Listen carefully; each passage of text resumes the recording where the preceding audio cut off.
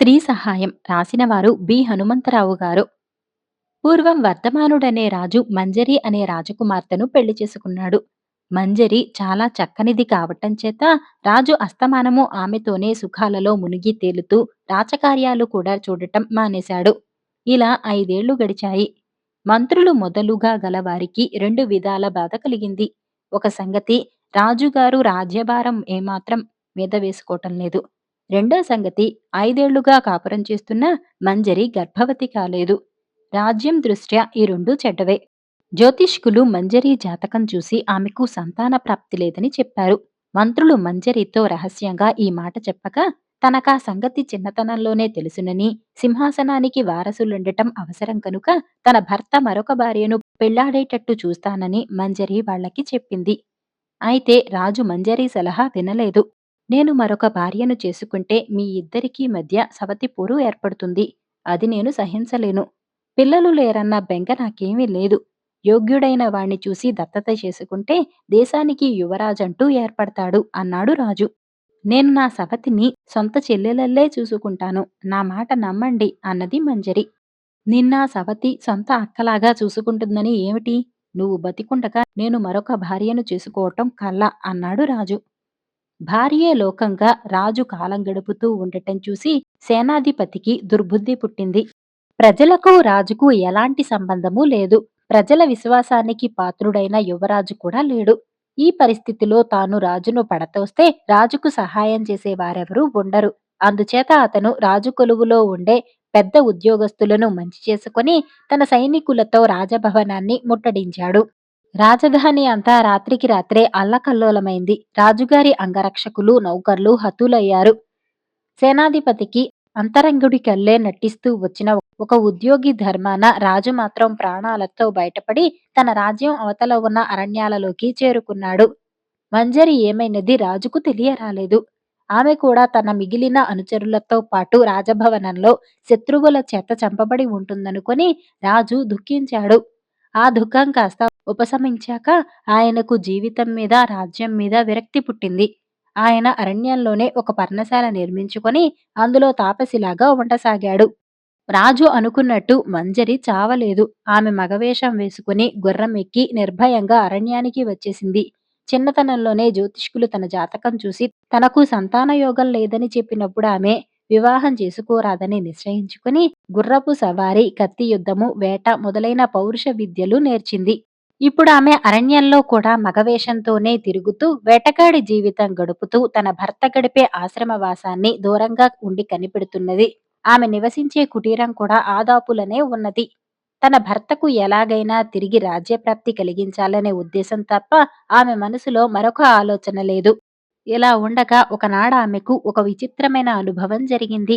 సాయంకాలం వేళ ఆమె అరణ్యంలో ఉన్న ఒక సరస్సు సమీపాన కూర్చొని ఉండగా నీటిలో నుంచి ఒక పాము ఈదుకుంటూ ఒడ్డుకు వచ్చింది. అది చాలా పెద్ద పాము కావటం చేత అలాంటి దాన్ని బతికి ఉండనివ్వరాదనుకుని మంజరి చప్పున ఖడ్గం దూసి దాని తల నరికింది. అలా నరకగానే దాని నోటి నుంచి ఒక పెద్ద నీలమణి పడిపోయింది. మణి పడిపోయిన మరుక్షణం పాము కళేబరం ఒక భీకరమైన రాక్షసుడి కళేబరంగా మారిపోయింది.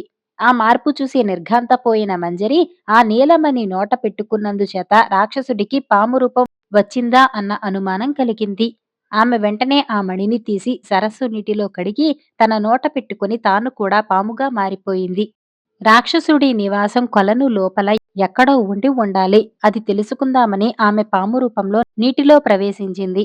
మంజరి నీటి అడుగున చాలాసేపు తిరిగిన మీదట ఒక ద్వారం లాంటిది కనిపించింది. అందులో ఉన్న కంతకుండా ఆమె దూరి అవతలకి వెళ్ళింది. అవతల మెట్లున్నాయి. మెట్లెక్కి పైకి వచ్చేసరికి నీటి మట్టానికి ఎగువన మరొక ద్వారం ఉన్నది. ఆ ద్వారంలో కూడా ఒక కంత ఉన్నది. ఈ కంతలు రాక్షసుడు ఏర్పాటు చేసుకున్నవే. మంజరి ఆ కంతలో నుంచి దూరి లోపలికి వెళ్ళింది. అక్కడ ఒక విశాలమైన గది ఉంది. అందులో ఒక అందమైన అమ్మాయి కూర్చొని ఉన్నది. ఆమె పామును చూస్తూనే వణికిపోతూ లేచి నిలబడి భయభ్రాంతురాలైనట్టు కనబడింది. వెంటనే మంజరి తన నోటి నుంచి నీలమణిని జారవిడిచి తన మామూలు రూపం ధరించి, భయపడకమ్మా, నన్ను చూసి రాక్షసుడు అనుకుంటున్నావు. నేనా రాక్షసుణ్ణి ఇంతకు ముందే చంపేశాను. నువ్వెవరు? ఇక్కడ ఎందుకున్నావు? నా వల్ల నీకేం ఉపకారం కావాలి అని బుజ్జగిస్తూ అడిగింది. నేను వజ్రగిరి రాజు కూతుర్ని. నా పేరు సౌదామిని. నన్ను నిన్ననే ఈ రాక్షసుడెత్తుకొచ్చి ఇక్కడ బంధించాడు. 3 రోజుల లోపల నేను తనకు భార్య కాకపోతే నన్ను చంపేస్తానని బెదిరిస్తున్నాడు. నన్నెలాగైనా మా ఇంటికి చేరిస్తే నీ దయ జన్మలో ఎప్పటికీ మరువను అన్నదామె. ఇంక నీకు రాక్షసుడి భయం లేదని చెప్పాను కదా! ఈ కారాగృహం నుంచి నేనే స్వయంగా నిన్ను బయటకు చేరుస్తాను. ఆ తర్వాత నువ్వు మీ తండ్రి ఇంటికి చేరే ఉపాయం మాట ఆలోచించుకోవచ్చు అన్నది మంజరి. ఆమె తిరిగి నీలమణి నోట పెట్టుకుని పాము రూపంలో బయటకు వెళ్లి కంతలో నుంచి నీలమణిని సౌదామినికి అందించింది. దాని సహాయంతో సౌదామిని పాము రూపం ధరించి బయటకు వచ్చి మెట్ల మీద తన కోసం వేచి ఉన్న మంజరిని కలుసుకున్నది. కొలను అడుగున ఉన్న కంత నుంచి కూడా వాళ్ళిద్దరూ ఇలాగే దూరారు. ఆ తర్వాత ఇద్దరూ ఈదుకుంటూ కొలను బయటకి తమ రూపాలతోనే వచ్చారు. అప్పటికి అర్ధరాత్రి దాటింది. మంజరి తిరిగి పురుష వేషం ధరించి, నిన్నిప్పుడొక మహనీయుడి ఆశ్రమం దాకా తీసుకుపోతాను. నా సంగతి నువ్వాయనకు ఏ విధంగానూ చెప్పకూడదు. నిన్ను నీ పుట్టింటికి చేర్చమని, మిగతా సంగతులేవీ అడగవద్దని ఆయనను కోరు. మనం మళ్ళీ త్వరలోనే కలుసుకుంటాం అని సౌదామినికి చెప్పింది. తర్వాత ఇద్దరూ రాజుండే పర్ణశాల దాకా నడిచి వెళ్లారు. అక్కడ మంజరి సౌదామిని వద్ద సెలవు తీసుకుని తన కుటీరానికి వెళ్ళిపోయింది. సౌదామిని తలుపు తట్టగానే రాజు లేచి వచ్చి తలుపు తెరిచాడు. ఎవరో ఎరుగని అమ్మాయిని చూసి ఆశ్చర్యపడి, ఏం కావాలి అన్నాడు. అలాటి చోట ఆశ్రమవాసం చేసేవాడు వృద్ధుడై ఉంటాడనుకున్న సౌదామిని అతడు యువకుడు కావటం చూసి సిగ్గుపడుతూ తల వంచుకుని, నేను వజ్రగిరి రాజకుమార్తెను. దయచేసి నన్ను మా తండ్రి ఇంట దిగబెట్టగలరా అని అడిగింది. రాజు ఆమెను ఎలాంటి ప్రశ్న అడగలేదు. చివరికి ఆమె పేరు తెలుసుకునేందుకైనా ప్రయత్నించలేదు. అతను అప్పటికప్పుడే ప్రయాణానికి సిద్ధమై తన గుర్రం మీదనే ఆమెను కూడా ఎక్కించుకుని మర్నాడు జాము పొద్దెక్కేసరికల్లా వజ్రగిరి చేరుకున్నాడు. వజ్రగిరి రాజు తన కుమార్తె తిరిగి దొరికినందుకు పరమానందం చెందాడు. ఆయన వర్ధమానుడి పేరు వినగానే, మిమ్మల్ని మీ సేనాధిపతి మోసగించాడని విన్నాను. మీరు అరణ్యంలో ఆశ్రమవాసం చేసుకుంటున్నట్టు అమ్మాయి చెప్పింది. మీకంత దురవస్థ దేనికి? మా బోటి వాళ్ళం తోడు వచ్చి మీ రాజ్యం మీకిప్పించలేకపోయామా అన్నాడు. వర్ధమానుడు నిస్పృహగా, నేనా రాజ్యం గురించి ఏనాడూ పట్టించుకోలేదు. నా ప్రజలకు కూడా నాతో పనిలేదు. ప్రజల సమ్మతి లేకుండా సేనాధిపతి నాకలా ద్రోహం చేసి ఉండడు. నాకు ప్రాణం కన్నా ఎక్కువైన నా భార్య చనిపోయింది. నాకిప్పుడు ప్రపంచంలో కోరతగినదేదీ లేదు అన్నాడు. మీకు ప్రపంచంలో ఎవరూ లేరనుకోవటం పొరపాటు. మా సౌదామినికి మిమ్మల్ని ఆశ్రయించమని ఒక వ్యక్తి చెప్పినట్టు విన్నాను. ఆ వ్యక్తికి మీపైన ఎంతో భక్తి అని మా అమ్మాయి చెబుతున్నది. ఆ మాటకు వస్తే మా సౌదామినియే మిమ్మల్ని ఎంతో ఆదరంతో చూస్తున్నది. తాను మీ సహాయం కోరినదే తడవుగా ఒక్క ప్రశ్న అయినా వేయకుండా బయలుదేరి వచ్చారట. అలాంటి వాళ్ళు ప్రపంచంలో నిజంగా ఉండరు. నిండా 25 లేని మీ వైరాగ్యం ఏమీ ఉచితంగా లేదు. జరిగిందేదో జరిగింది. మీరు మా సౌదామినిని పెళ్లాడి మా చిన్న రాజ్యాన్ని ఏలుకోండి. మీరు చేసిన మేలుకు ఇదే నేను చేయగల ప్రత్యుపకారం అన్నాడు వజ్రగిరిరాజు. వజ్రగిరిరాజు ఔదార్యంతో వర్ధమానుడి మనస్సు కాస్త మెత్తపడింది. అతను కొంతకాలం వ్యవధి అడిగి చివరకు సౌదామిని చూపే ప్రేమకు లొంగిపోయి ఆమెను పెళ్లాడాడు. అక్కడ అరణ్యంలో మంజరి తన భర్త సౌదామినితో సహా గుర్రమెక్కి బయలుదేరేదాకా మాటున దాగి ఉండి ఆ తర్వాత తాను కూడా తన దేశానికి తిరిగి వెళ్ళింది. ఆమె నీలమణి సహాయంతో రాత్రిపూట సంచరిస్తూ నగరంలోని పరిస్థితి అంతా తెలుసుకున్నది. సేనాధిపతి ప్రజలను ఉద్ధరించటానికి రాజైనవాడు కాడు. అందుచేత రాజవైభవాలలో ఓలలాడుతూ ప్రజలను పీడిస్తూ అడ్డమైన అత్యాచారాలు చేస్తున్నాడు. ఇది తెలిసాక మంజరి మంత్రి వద్దకు ఇతర ఉన్నతోద్యోగుల వద్దకు వెళ్లి తాను ఫలానా అని తెలుపుకుని తన భర్త వజ్రగిరిలో ఉన్నట్టు చెప్పింది. వెంటనే మంత్రి వజ్రగిరికి ఒక దూతను పంపి వర్ధమానుడు కొద్ది సేనతో రహస్యంగా అర్ధరాత్రి వేళ వచ్చి రాజ్యమందిరాన్ని ప్రవేశించే ఏర్పాట్లు చేశాడు. వర్ధమానుడు కొద్దిమంది అనుచరులతో బయలుదేరి తన రాజధాని నగరం చేరాడు. ఒకనాటి అపరాత్రి సేనాధిపతి అతని ముఖ్యానుచరులు తాగి తదనాలాడే సమయంలో సైనికులు వాళ్లను చుట్టుముట్టి కారాగృహంలో ఉంచారు. మర్నాడు వర్ధమానుడు రాజసభకు వచ్చి సింహాసనం మీద కూర్చున్నాడు. సభికులు మొదట నిర్ఘాంతపోయి తర్వాత ఎంతో సంతోషించారు. రాజద్రోహుల విచారణ జరిగింది. అందరికీ ఉరిశిక్ష పడింది. నగరవాసులు 3 రోజుల పాటు ఉత్సవం చేసుకున్నారు. తమ రాజుగారు మరొక భార్యను చేసుకున్నాడని, ఆమె గర్భవతిగా ఉన్నదని తెలిసి ప్రజలు పొందిన ఆనందం అంతా ఇంతా కాదు. అటు తర్వాత వర్ధమానుడు ప్రజా పరిపాలనలో ఆసక్తి చూపుతూ ఇద్దరు భార్యలతోనూ కాపురం చేస్తూ కాలక్రమాన రెండు దేశాలకు రాజై చాలా కాలం సుఖంగా జీవించాడు. తగిన గురువు రాసినవారు ఎం నాగభూషణం గారు. పూర్వం భార్గవుడనే గ్రామాధికారికి లేక లెక్క పుట్టిన ఒకే ఒక కొడుకు దీపకుడు. కొడుక్కి మంచి విద్యాబుద్ధులు చెప్పించి ప్రవీణుడిగా చేయాలని తండ్రి కోరిక. అయితే సమర్థుడైన గురువు ఎక్కడ దొరుకుతాడా అని ఆలోచనలో పడ్డాడు భార్గవుడు. దీపకుడు చాలా చురుకైనవాడు, తెలివైనవాడు. ఏ విషయమైనా ఒక్కసారి వింటే పట్టుకుంటాడు. వయసుకు మించిన ప్రశ్నలు ఎన్నో వేస్తూ ఉంటాడు. వాటికి జవాబు చెప్పాలంటే తండ్రికి చేతకాదు, మరెవరికీ సాధ్యం కాదు. ఇంత గ్రహణ శక్తి గల బాలుడికి విద్య చెప్పే గురువు సామాన్యుడైతే లాభం లేదు. కనుకనే భార్గవుడు కష్టపడి తగిన గురువు కోసం వెతకవలసి వచ్చింది. తన గ్రామంలోనే ఒక గురుకులం ఉంది. కాని అది పసివాడి బుద్ధిబలం వృద్ధి చేయగలది కాదు. అక్కడికి రెండామడ దూరంలో శిలాపీఠమనే ఊరిలో కర్మటీయుడనే వృద్ధుడి గురుకులం ఉన్నది. ఆయన శిష్యులందరూ ప్రతిభావంతులై పేరు పొందుతున్నారని చాలామంది చెప్పారు. కాని భార్గవుడికి సందేహం పట్టుకున్నది. అంత గొప్ప గురువైతే గ్రామంలో ఎందుకు పడి ఉంటాడు? అటువంటి వాడి పోషణకు గ్రామస్తులంతా పోగు చేసి ఏ పాటి ఇవ్వగలరు? గొప్పవాడే అయితే బస్తీ చేరుకొని బోలెడంత సంపాదించట. పోని నగరానికి తీసుకుపోయి అక్కడి గురుకులంలో పిల్లవాడిని వదులుదామంటే ఎడబాటుకు సహించటం కష్టమనుకున్నాడు భార్గవుడు. ఏమైనా కాని ఎంతమంది చెప్పే విషయాన్ని నిర్లక్ష్యం చేసి ఊరుకోవటం భావ్యం కాదు. ఒక్కసారి చూసి వస్తే పోయేది లేదు కదా అని తలచి ఒకనాడు భార్గవుడు మంచిది చూసుకొని కానుకలు చేతపట్టుకొని కొడుకును వెంట పెట్టుకు బయలుదేరాడు. చీకటి పడే వేళకు ఆ గురుకులం చేరుకున్నాడు. భార్గవుడు చేరుకునేసరికి కర్మటీయుడు దగ్గరి చెరువులో స్నానానికి వెళ్లి ఉన్నాడు. ఇంట్లో ఉన్న ఆయన భార్య బిడ్డలు అతిథుల్ని చక్కగా ఆదరించారు. తను కూడా చెరువుకు వెళతానని కుతూహలపడ్డాడు భార్గవుడు. గురువుగారి పెద్ద కొడుకు ఆరేళ్ల మనవడు ఆయన్ని చెరువుకు తీసుకుపోయాడు. వీరు వెళ్ళేటప్పటికి బట్టలుతుకుతూ కనిపించిన కర్మటీయుడికి భార్గవుడు నమస్కరించాడు. క్షేమాధికాలైన తర్వాత గురుత్తమ, ముఖ్యమైన 2 రంగాల్లోనూ మీకు రెండోదే చాలా ముఖ్యమా అని అడిగాడు భార్గవుడు. రెండూ చాలా ముఖ్యమే. ఇది లేకపోతే అది లేదు, అది లేకపోతే ఇది లేదు అంటూ గురువు జవాబు చెప్పాడు. పక్కనే ఉన్న గురువుగారి మనవణ్ణి చూసి భార్గవుడు, అబ్బాయి, మా మాటలు నీకు అర్థమయ్యాయా అన్నాడు. అందుకా పిల్లవాడు, అర్థం కాకేం, పగటి కన్నా రాత్రే మీకు చాలా ముఖ్యమా అని మా తాతయ్యను మీరు అడిగారు. రెండూ ముఖ్యమే అన్నారు తాతయ్య అని చెప్పాడు. తర్వాత భార్గవుడు, నిండు 12 ఉండగా మీ వంటి వృద్ధులు 6వ వంతులో బాధపడటమెందుకు స్వామి అని మళ్ళీ ఆయన్ని ప్రశ్నించాడు. అందుకు కర్మటీయుడు, నేను పుట్టిన తర్వాత చచ్చి మళ్ళీ పుట్టిన 32 సంతతులింకా బతికే ఉన్నాయి అందుకే అని బదులు చెప్పాడు. ఈ సంభాషణలో భావమేమిటని భార్గవుడు గురుపుత్రుణ్ణి అడిగాడు. అందుకతడు ఎలా చెప్పాడు. మీరు మా నాన్నగారిని శిశిర ఋతువైన ఈ చలికాలంలో ఎందుకు కష్టపడతారీ వృద్ధాప్యంలో అని ప్రశ్న వేశారు. దానికి మా తండ్రి, నాకు పళ్ళన్నీ దృఢంగా ఉండి జీర్ణశక్తికి తోడ్పడుతున్నాయి. కనుకనే ఈ శీతలాన్ని భరించే శక్తి నాకున్నది అని బదులిచ్చారు అన్నాడు. తర్వాత భార్గవుడు మళ్ళీ కర్మటీయుణ్ణి ఉద్దేశించి, అయ్యా, తరచూ ఇల్లు కడుతూ పడగొడుతూ ఉండేవాళ్ళు ఎందరున్నారండి అని అడిగాడు. దానికి గురువు, అటువంటి పని చేసి చేసి మాకున్న వాళ్ళు 4.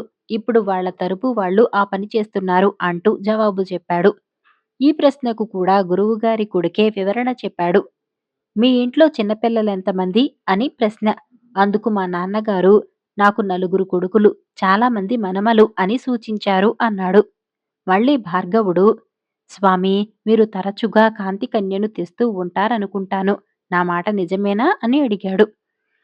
ఈ మాటకు గురువు, లేదు, కాంతికన్యను తెస్తే వస్త్రభూషణలిచ్చి మళ్ళీ మర్యాదగా సాగనంపాలి కదా, కనుక మా స్వంత కన్యనే ఎప్పటికీ నమ్ముకొని ఉంటాం. అదే మాకు 10,000 అని జవాబు చెప్పాడు. గురుకుమారుడు దీని అర్థం ఇలా చెప్పాడు. అప్పుగా ధనం తెచ్చుకుంటారా అని మీ ప్రశ్న. లేదు, స్వంత సంపాదనతోనే కాలక్షేపం చేస్తామని నాన్నగారి జవాబు. ఇంతటితో ఊరుకోలేదు భార్గవుడు. కల్పవృక్షాన్ని ఆశ్రయించాలి కాని కేవలం ఒక చీపురు పుల్లను ఆధారం చేసుకోవటం భావ్యమా అని అడిగాడు. దీనికి సూక్ష్మంగా, కల్పవృక్షం లేక చీపురు పుల్ల మాత్రం ఎలా వస్తుంది? చీపురు పుల్లలు కూడితేనే పరిశుభ్రత వస్తుంది. పరిశుభ్రతే లక్ష్మీప్రదం అన్నాడు కర్మటీయుడు. ఈ సమస్యను గురించిన వివరణ ఇలా చెప్పాడు. గురువుగారి కొడుకు: రాజాశ్రయం లేక గ్రామం ఉండదు. నేనే గ్రామాన్ని అలక్ష్యం చేస్తే బాగుచేసేదెవరు? గ్రామస్తులందరూ విద్యావంతులై ఏకీభావంగా ఉంటే గ్రామం అభివృద్ధి పొందుతుంది. గ్రామంలో తెలివిమంతులకు రాజాశ్రయం కలగవచ్చు అని మీ ప్రశ్నకు నాన్నగారి జవాబు. ఇలా సంభాషణ జరుగుతూ ఉండగా గురువుగారి మూడేళ్ల మనువరాలు గబగబా చెరువుకు పరిగెత్తుకుంటూ వస్తూనే తాతకు ఊపిరాడకుండా ప్రశ్నల వర్షం కురిపించసాగింది. ఆ పాపను చూసి ఎంతో ముచ్చటపడిన భార్గవుడు, అమ్మాయి, నేనొక చిన్న ప్రశ్న వేస్తా, జవాబు చెప్పు మరి చూద్దాం అన్నాడు. అడగండి మరి అన్నది పిల్ల. మౌనంగా ఉండాలంటే ఏం చెయ్యాలి అని అడిగాడు భార్గవుడు. తడుముకోకుండా ఒక గుక్కలో అల్లరి చేయాలి అనేసి గిరుక్కుమని తిరిగి ఇంటికి పారిపోయింది పిల్ల. అందరూ నవ్వుకున్నారు. భార్గవుడు ఆశ్చర్యపోయాడు. మనసులో మరెట్టి సంశయమూ లేకుండా ఆయన తన కొడుకును కర్మటీయుడి గురుకులంలోనే చేర్పించాడు. కాలక్రమాన దీపకుడు గొప్ప విద్వాంసుడై కులదీపకుడై తండ్రికి మంచి కీర్తి తెచ్చాడు. మంత్రపు చెవి రాసినవారు జి. ఉమాకాంత్ గారు. జపాను దేశంలో ఒక యువకుడుండేవాడు. అతను ఒకనాడు సముద్ర తీరాన నడుస్తూ ఉండగా ఇసుకలో ఒక మడుగులో ఒక చేప తన్నుకుంటూ ఉండటం కనపడింది. అది సముద్రపు పోటులో ఒడ్డుకు కొట్టుకు వచ్చి ఆ మడుగులో చిక్కుకొని తిరిగి సముద్రంలోకి వెళ్ళలేకపోయింది. యువకుడు ఆ చేపను చూసి జాలిపడి దాన్ని ఎత్తుకుపోయి సముద్ర జలంలో వదిలేసి ఒక ప్రాణికి సహాయపడ్డాను కదా అన్న సంతోషంతో వెళ్ళిపోతూ ఉండగా వెనక నుంచి ఎవరో కొంచెం ఆగు అని కేక పెట్టారు. అతను వెనక్కి తిరిగి చూసేసరికి ఎవరో స్త్రీ కనిపించింది. అతను ఆమెనెన్నడూ చూసి ఉండని కారణం చేత ఆమె పిలుస్తున్నది తనను కాదని అతను మళ్ళీ తన దారి పట్టాడు. నిన్నే, కొంచెం ఆగు అని ఆ స్త్రీ మళ్ళీ పిలిచింది.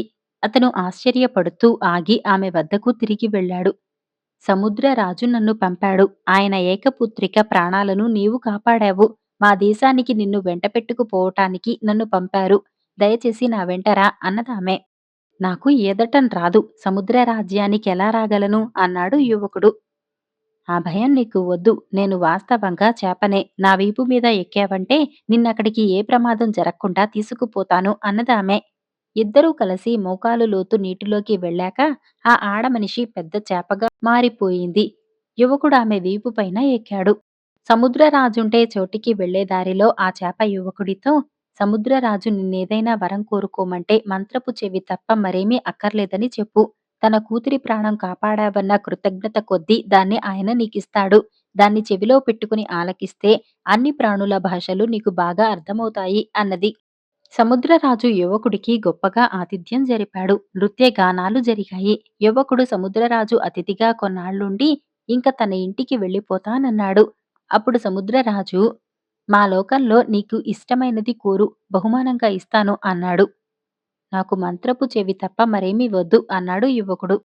సముద్రంలో అలాంటిది ఒకే ఒకటి ఉన్నది. అయినప్పటికీ నీవు కోరావు గనుక దాన్ని నీకిస్తాను అంటూ ఒక గూట్లో ఉన్న మంత్రపు చెవిని యువకుడికిచ్చేశాడు. అతన్ని సముద్ర రాజ్యానికి తెచ్చిన చేపే అతన్ని ఒడ్డుకు చేర్చిపోయింది. యువకుడు సముద్రం ఒడ్డున ఒంటరిగా కూర్చొని ఉండగా కొన్ని పిచ్చుకలు కిచకిచలాడుతూ ఉండటం అతనికి వినపడింది. అవి ఏమంటున్నాయో తెలుసుకోవాలని కుతూహలం కలిగి బుల్లి శంఖంలాగా ఉన్న మంత్రపు చెవిని తన చెవిలో పెట్టుకున్నాడు. వెంటనే అతనికి పిచ్చుకలంటున్నది అర్థమైంది.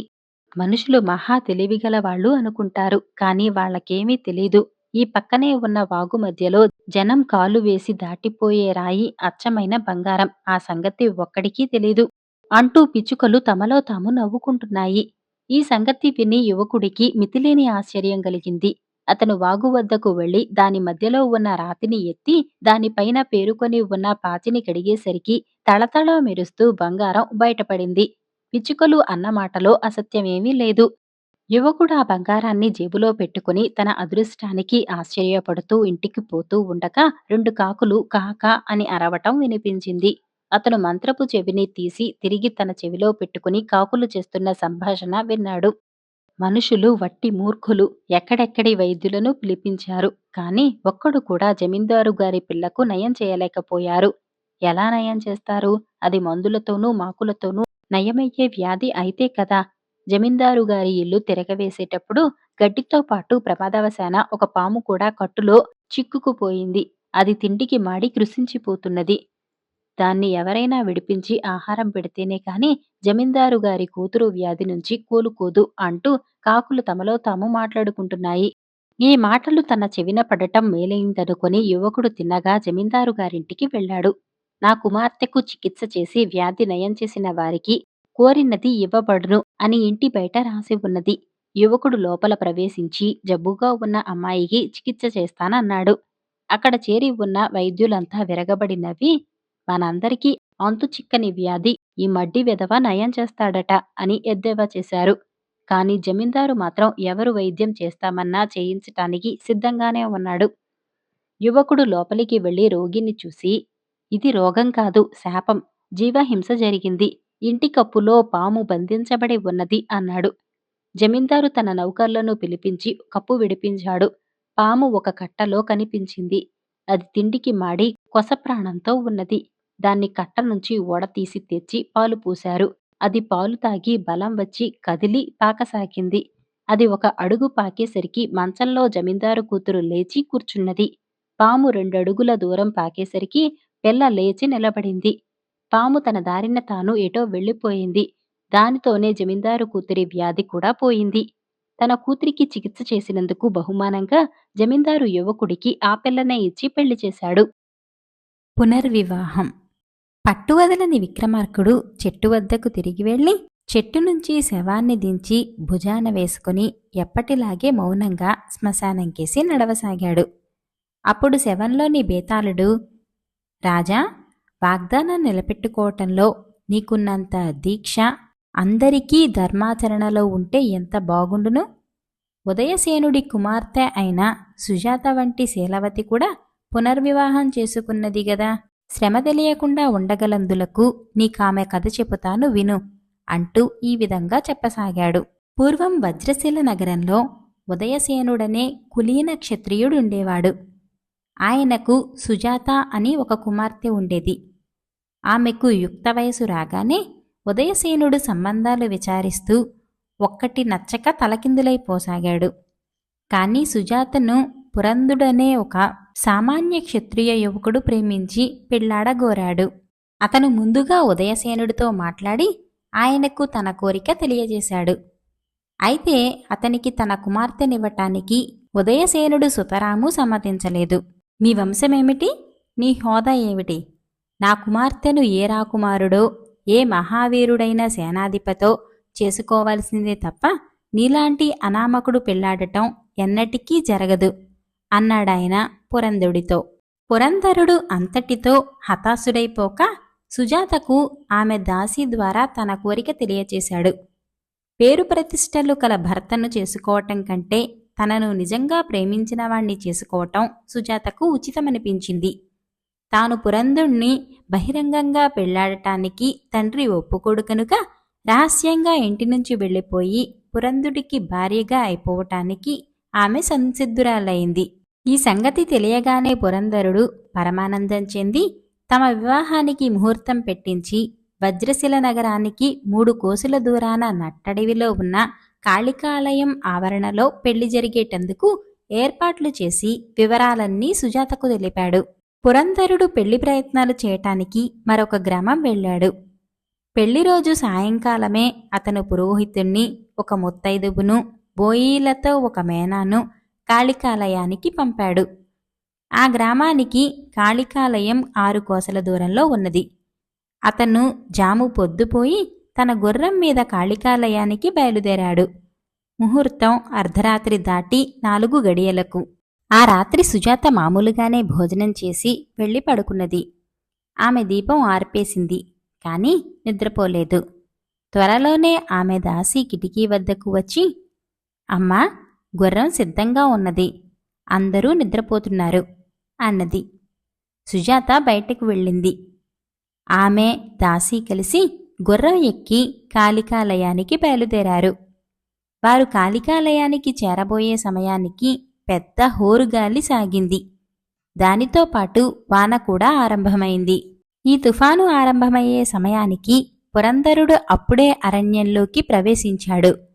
గాలికి చెట్లు విరిగిపడి దారులన్నీ మూసుకుపోయాయి. లేని దారులు చేసుకుంటూ అతను తన గుర్రాన్ని ముందుకు నడిపించాడు. అంతకంతకు తుఫాను ఉధృతం హెచ్చి ప్రయాణం అసంభవమవుతున్నది. అతను ఆ అడవిలో అలా పడి దిక్కు తెలియకుండా ఎంతసేపు తిరిగాడో తెలియదు. గుర్రం అలసిపోయింది. చేసిన ప్రయత్నమంతా వృధా అయిపోతున్నదనే బెంగతో అతను కూడా మానసికంగా నీరసించిపోయాడు. కొంతసేపటికి తుఫాను తగ్గిపోయింది.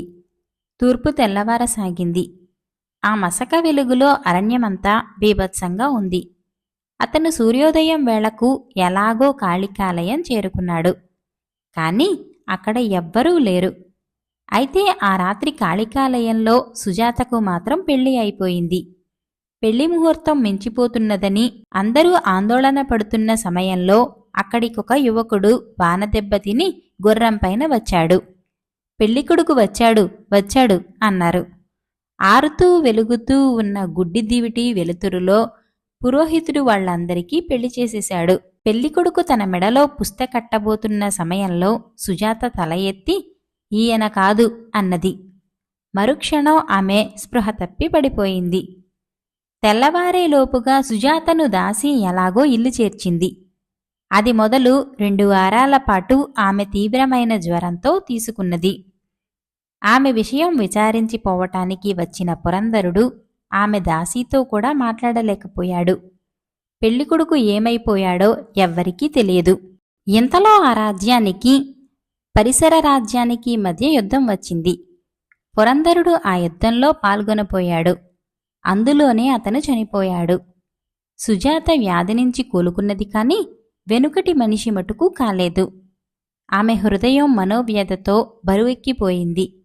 తర్వాత కొంతకాలానికి ఆమె తండ్రి అయిన ఉదయసేనుడు కూడా మరణించాడు. ఆయన యావదాస్తికి ఆమె వారసురాలైంది. ఎందరో గొప్ప గొప్పవాళ్లు ఆమెను పెళ్లాడతామని వచ్చారు. ఆమె ఆ విషయం మాట్లాడటానికి కూడా నిరాకరించింది. ఆమె హితం కోరిన వారందరూ ఇలా ఎంతకాలం కన్నెచెరలో ఉంటావు అని అడిగారు. నాకు తెలియదు అని ఆమె సమాధానం చెప్పింది. ఇంతలో ఆ నగరానికి ఒక క్షత్రియ యువకుడు వచ్చాడు. అతని పేరు మిళిందుడు. అతను కూడా యుద్ధంలో గొప్ప పరాక్రమం చూపించి ఉండటంచేత రాజుగారి దగ్గర మంచి ఉద్యోగం దొరికింది. ఈ మిళిందుడు సుజాత గురించి విన్నాడు. తర్వాత ఆమెను పరిచయం చేసుకున్నాడు. ఆమె విషాదగాథ విని అతను మొదట జాలి చెందాడు. ఎంతో చక్కనిది, బుద్ధిమంతురాలును, సామాన్య యువకుణ్ణి ప్రేమించింది. అతన్ని పెళ్లాడటానికి తండ్రి ఒప్పలేదు. తర్వాత ఆ యువకుడు కాస్త యుద్ధంలో మరణించాడు. అంతకంటే ఆమె మనసు విరచటానికి ఇంకేం కావాలి? మిళిందుడు జాలి క్రమంగా ప్రేమగా మారింది. అతను ఒకనాడు సుజాతతో, జరిగిన దాన్ని గురించి ఎంతకాలం దిగులు పడతావో సుజాత, నేను నిన్ను ప్రేమిస్తున్నాను. చచ్చిపోయిన పురంధుణ్ణి మరిచిపోయి నన్ను పెళ్లాడినట్టయితే నీకు ఏ లోటు లేకుండా అన్ని సౌఖ్యాలు వనగూర్చుతాను అన్నాడు. నేను పురంధుణ్ణి మర్చిపోయి చాలా కాలమైంది. మీకు నా మీద నిజంగా ప్రేమ ఉన్న పక్షంలో తప్పక పెళ్లాడుతాను అన్నది. వారిద్దరికీ వైభవంగా వివాహం జరిగింది. బేతాళుడి కథ చెప్పి, రాజా, సుజాత చేసిన పని ధర్మబాహ్యంగా లేదా? ఆమె ఒకణ్ణి ప్రేమించింది. అతను పోయాడు. దైవికంగా ఇంకోణ్ణి పెళ్లాడింది. అతను ఏమయ్యాడో ఎవ్వరికీ తెలియదు. అటువంటి పరిస్థితిలో సుజాత శీలవతి అయితే మిళిందుణ్ణి పెళ్లాడుతుందా? ఆమె అలా చేయటానికి కారణమేమిటి? దీనికి సమాధానం తెలిసి కూడా చెప్పకపోయావో నీ తల పగిలిపోతుంది అన్నాడు. సుజాత ఆ రాత్రి కాళికాలయంలో దైవికంగా పెళ్లాడినది ఈ మిళిందుణ్ణే అయి ఉండాలి. లేకపోతే ఎవరితోనూ తన పెళ్లి గురించి చర్చించని మనిషి ఇతన్ని పెళ్లాడటానికి ఒప్పదు అన్నాడు విక్రమార్కుడు. రాజుకు ఈ విధంగా మౌనభంగం కలగగానే బేతాళుడి శవంతో సహా మాయమై మళ్లీ చెట్టెక్కాడు.